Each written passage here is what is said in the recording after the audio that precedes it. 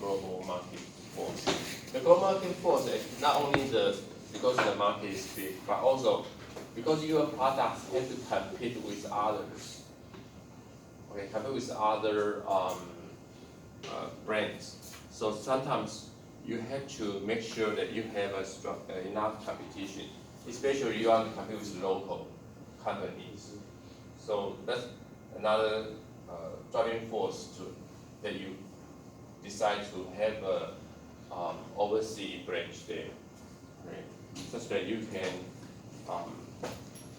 realize the competition and have enough very quick response to the demand change. Okay, that's another reason for why. Because the demand will really change quite soon.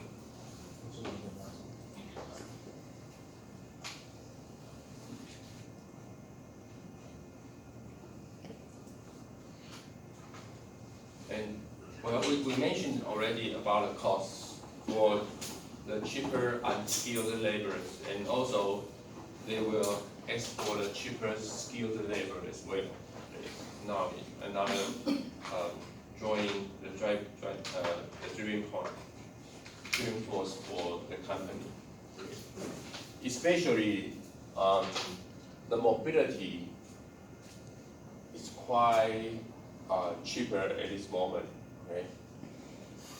Not only because the gasoline price low, but also the vehicles to help us to commute is quite easier, right?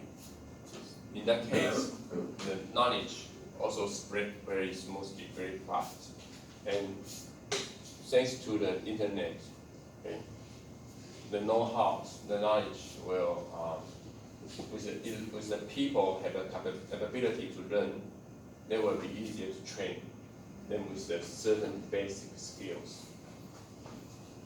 So for coding systems, for example, everybody say, okay, the India people is very strong in the coding software.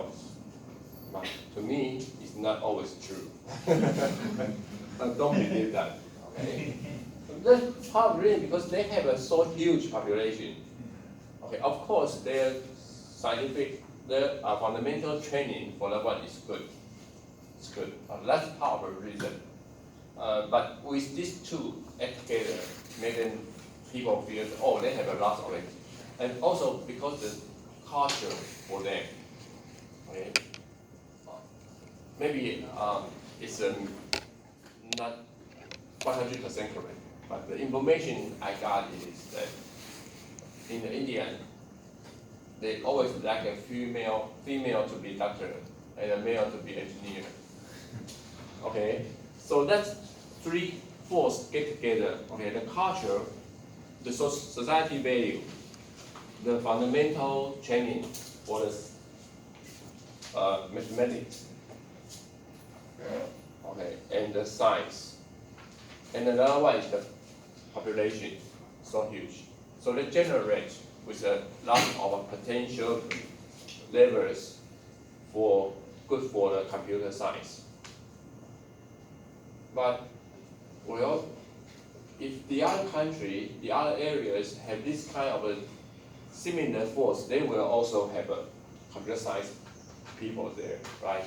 So you have to figure out where maybe some areas nobody knows still have a potential to develop. Then you can have a cheaper laborers, skilled laborers there with a little bit training. So now the company, if the company is smart enough, they will not only just use those skilled labor, they will develop the skilled laborers for themselves. Okay? They must be, if with a little bit training, then they can be our skilled laborers. Okay? So they will carry their lesson, their courses or some trainings there to generate by themselves. So with a little bit small investigation, invest there, then they can have a good result. Okay. So that's the way the global companies they are trying to do. Okay. Still think how to train their laborers with the capability skills they need. But in Taiwan, unfortunately, most of Taiwan's company, they are very short-sighted. They will just only use the labor with the skills. They don't have enough. They don't really, so far, they still don't really have a patience to develop the skilled labor for themselves. So they will complain, oh, how come all the people after they graduate with the diploma degrees, they are not usable in our company. Okay.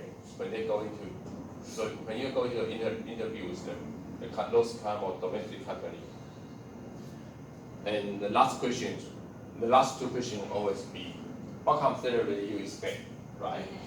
And you will say what? Okay, I will follow the regulation. Okay, I will follow the company's rule. Whatever you offer, I take. Okay. Only few people can say I want this kind of salary level, right? Then they will ask you why. Okay, why? Because maybe they will give you the why. Okay. But most of people, especially when you just graduate, you are eager to have a job, right? And you don't really realize what's the value of yourself. So you will say, okay, I will follow the regulations in the country. And the last question will be, okay, if we hire you, when you will vote, okay, when you can come to company, can you come next week, Monday? Okay, and that's Friday for the interview. Again, they will ask you, how about next Monday? Okay, immediately, but you ask them, yeah, okay, I can on board on Monday.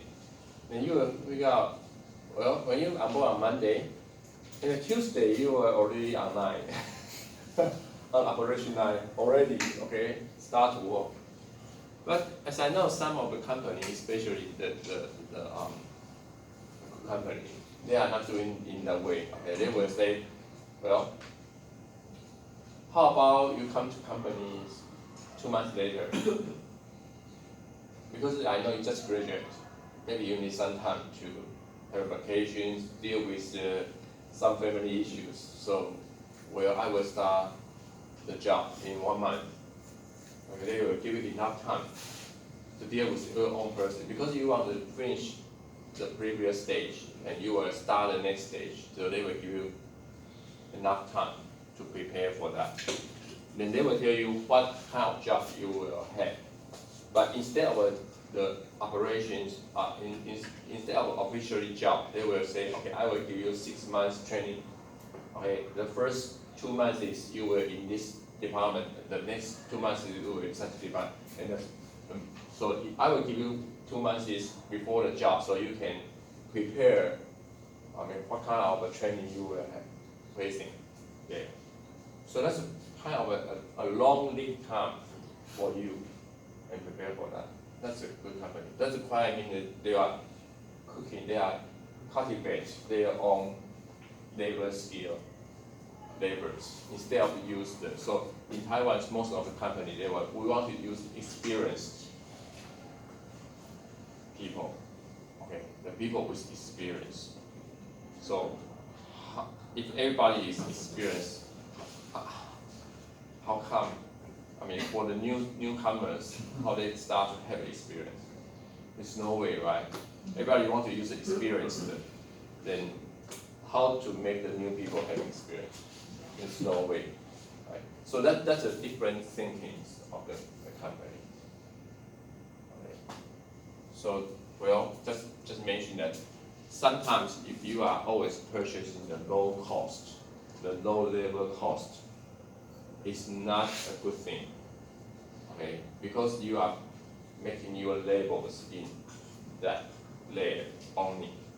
It's very difficult for your company to upgrade. Okay, because the people is most assets, the most valuable assets in the company. Really, not the machine. Okay, not the computer, not the CEO. Okay, CEO is the leader, right? But most valuable assets is the people, the workers in the company.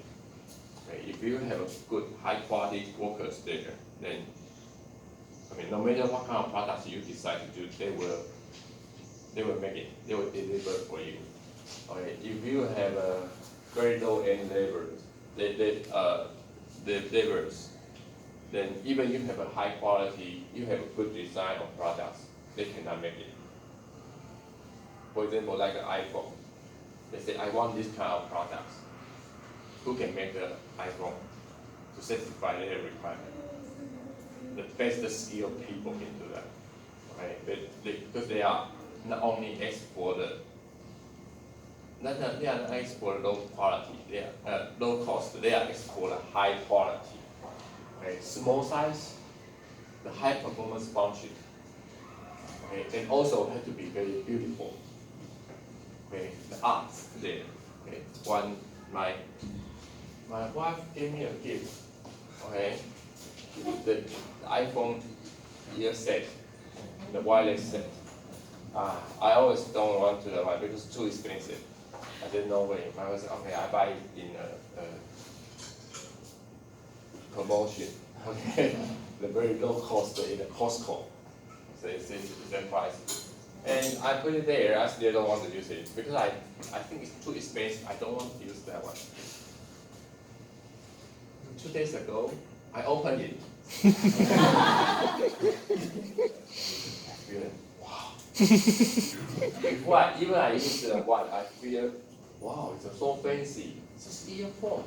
I have several earphones, the wired one, and just put it there, right? And the remote, I feel wow, different. Okay, so that's how I think the high qualities come from requirements. Okay, because you want it to be high quality. And even an earphone can have a very cheap one, like $10. Can have a very expensive one, like thousands. Okay. The functions, of course, I always say 80% is the same, right? I can stay here, right? Stay hear the music. I mean, is the sound different? Yes, a little bit differently. But for someone, maybe I don't really care about the sound quality. But you still can show the quality of the product. So back to the labor issues. Most of the Taiwan company at this moment still looking for a low cost labor instead of a high quality labor. Another one is that maybe they are looking for a high quality labor, but they are not really trying to train their own high quality labor. Okay. Maybe they are very on the manager. They will hire high quality manager, but they are not really trying to have a high quality labor there. Okay. So if Taiwan's industry want to upgrade, they have to switch the mindset. Okay. From not only purchase the high quality managers, instead they have to spend more money into how to select a high quality potential laborers and have a good training for them and upgrade them, and also escort them, guide them to upgrade themselves as well as they will upgrade the company.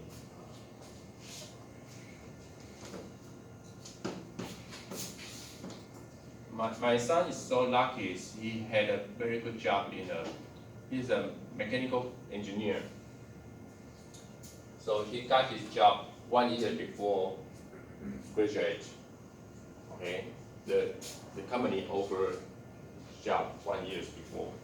So he already know what company stage he will go, and what kind of a job description, the functions he has. So when he taking the courses, he change it a little bit, switch some courses, select different courses for his future job.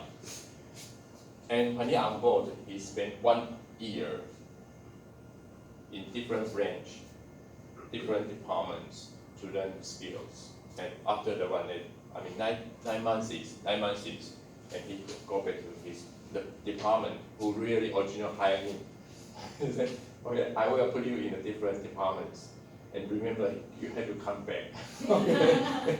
So just stay there and he started his job. Okay. And he's just a young assistant engineer, so it's kind of labor. It's not a manager labor, but it's been efforts there. So the same thing. What I'm saying that because I just saw the newspapers and some news in Taiwan, the people arguing that why the PhD students in Taiwan they don't have a good job market. Now we have a very good market for master. I have to say not because the master is valuable, but because most of people now get a master degree.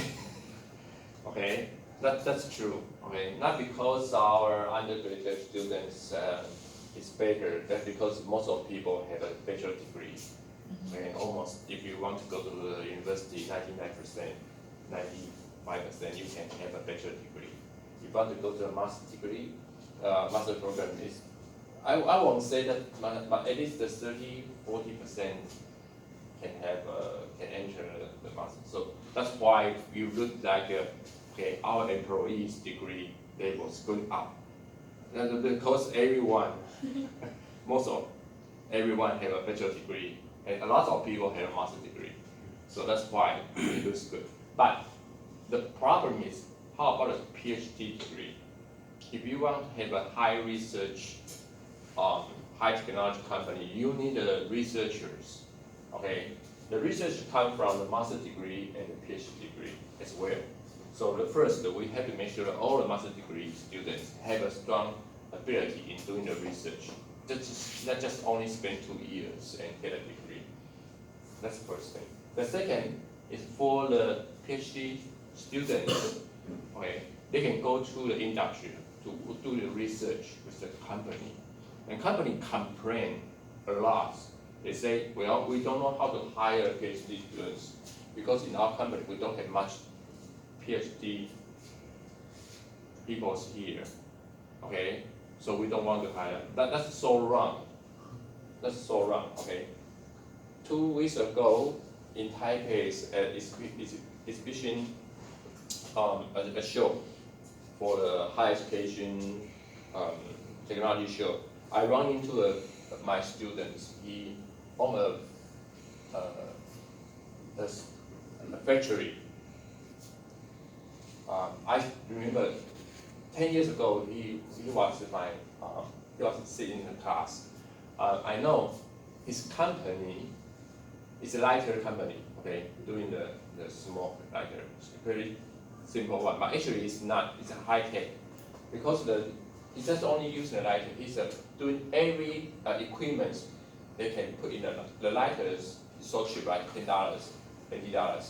You put in the equipment, they can have a very strong and a stable fire. Okay, they can cook the rice, can do everything. And in his manufacturing company, he has 5 PhD students at a time. Okay, it's a very traditional company, but he knows how to use the research people in the company to upgrade their skills. Okay, so there's the 2 tracks. One is you just do the lighters forever, and I hear someone say, okay, we don't want to use the lighters, then shut up. Or you want to upgrade your products using the same original skills, but use upgrade to different applications. Okay? So the same thing, he went to overseas to have a road shows and competition with others, and receive a lot of overseas orders. So create global competitions abilities to the other country. So it depends on how you need to use the one. Okay, but still the same thing that people say, okay, why we don't want to use the PhD students? Because we don't know how to use the one. So it sounds very familiar to you. Why you don't want to use computer? Because we don't have computer. So we don't know how to use computer. Countless, that's because you don't have computer, and you say because we don't have computer, so we don't want to use computer. So you are still in the same stage. So if you want to upgrade, you have to know how to use that one. okay, to us, the PhD students, the master students, okay, they, to the company, just like computer, they have their own function.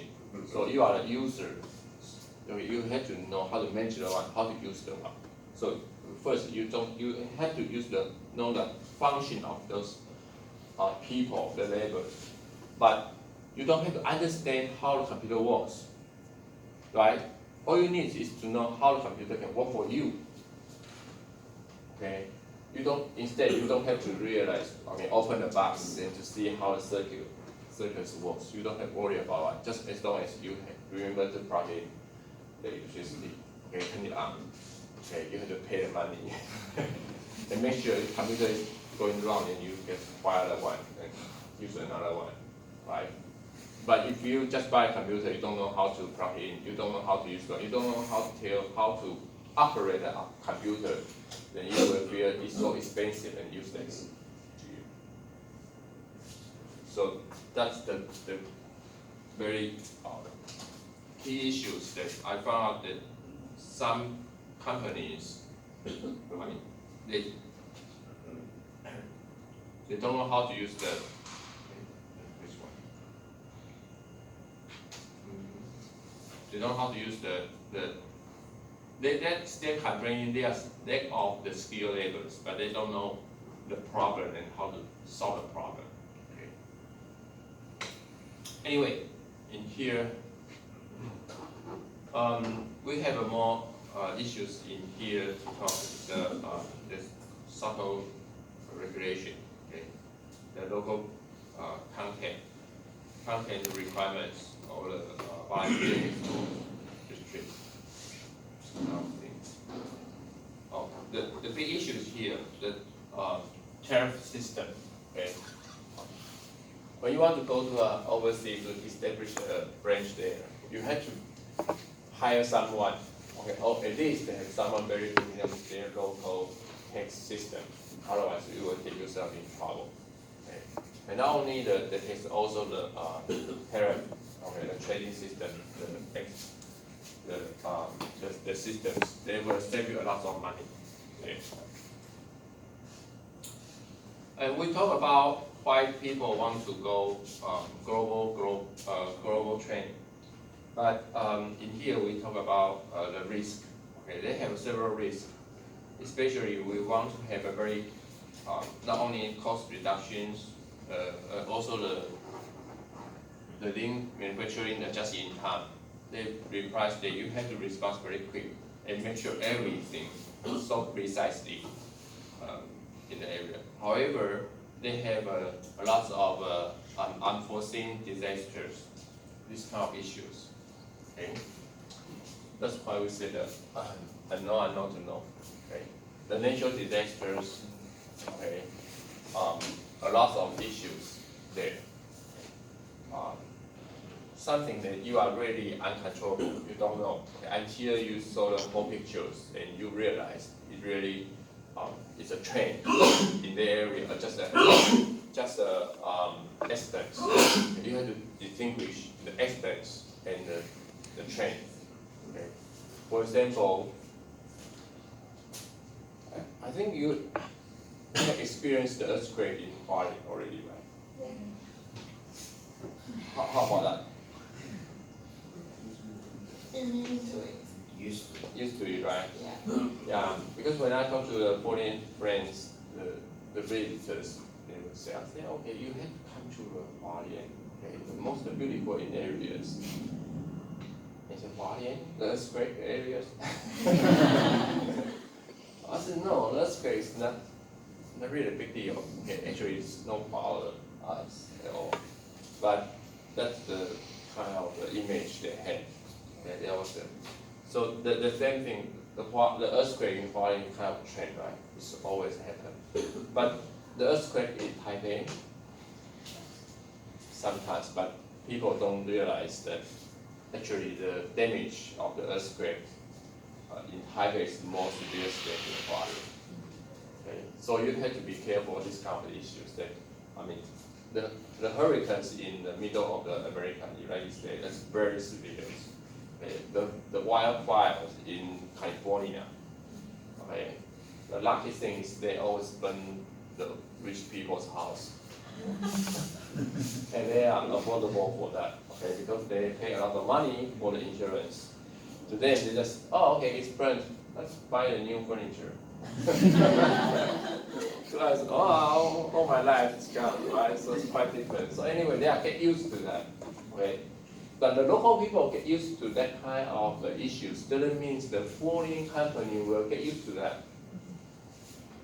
Okay, it's, oh, so many rich people here, right? So it must be very safe for me to establish a shop here.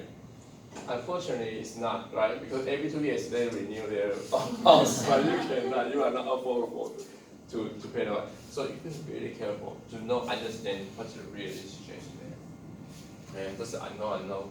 And also something we already know, just like the pole delays, okay? Just like our traffic jams, okay?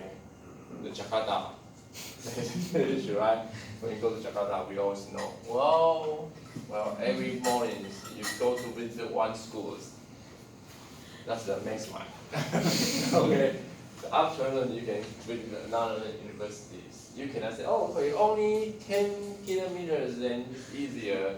Yeah, I remember the first time they set up a schedule for me. I said, no way, in the morning, from 9 to 10, I visit this university. And 10, 11 to 12, I should be able to visit another university, right? They said, no, this is for the morning, this is for afternoon. And meanwhile, you have lunch. I said, no, I can visit 4 universities in one day, even 5. But actually, no, that's only 2 universities. It's a long lunch. Okay, so that's everything we already know there. Okay, so it's the same thing, the port delay.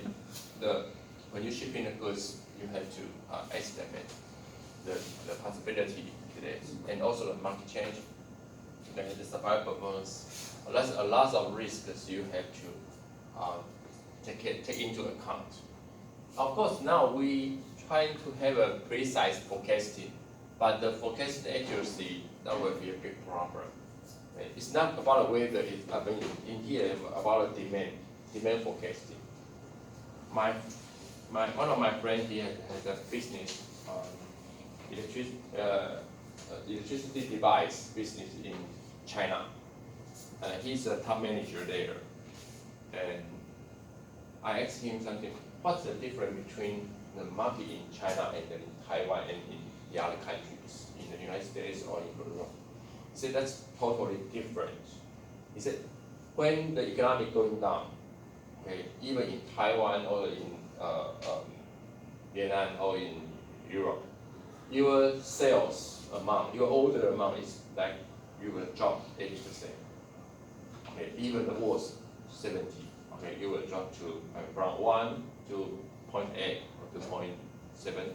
If you have good situations, you will go up to 1.1, 1.2. In China, you can 1 and drop to 0. And then go up to 2. Is it? So the fluctuation is it's so difficult to predict. Because you can understand, if you have 1.8, 0.7, and then you can forecast your capacity of production, right? At least you can have maintained a baseline, maybe 0.8. Okay, then if it's a lack of shortage there, then maybe you can have the other suppliers to support you. Okay, if it is overproduced, then you can have a storm to there. But it's difficult for them to see how come it dropped to 0. Then what's the future? They don't know how to deal with the products they manufacture already. How to manage when their stocks, their operations nice. How about the workers? Okay, they come to the office, they come to the company, and just there for coffee and donuts. Or maybe she says, don't come.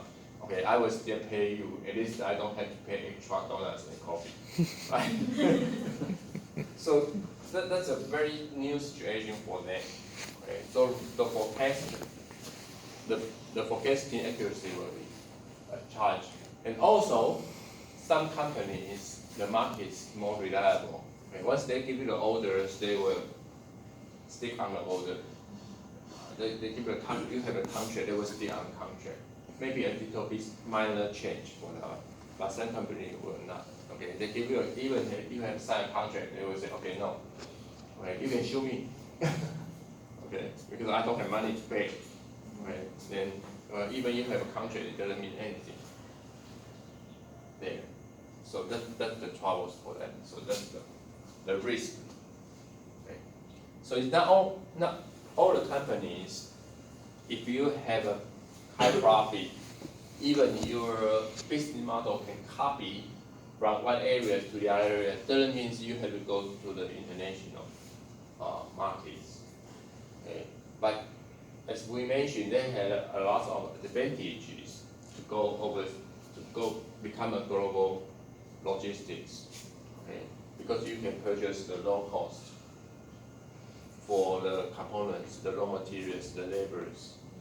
Okay, and also have a very closer market competitions with their local companies, and also you can have a quick response, okay, locally.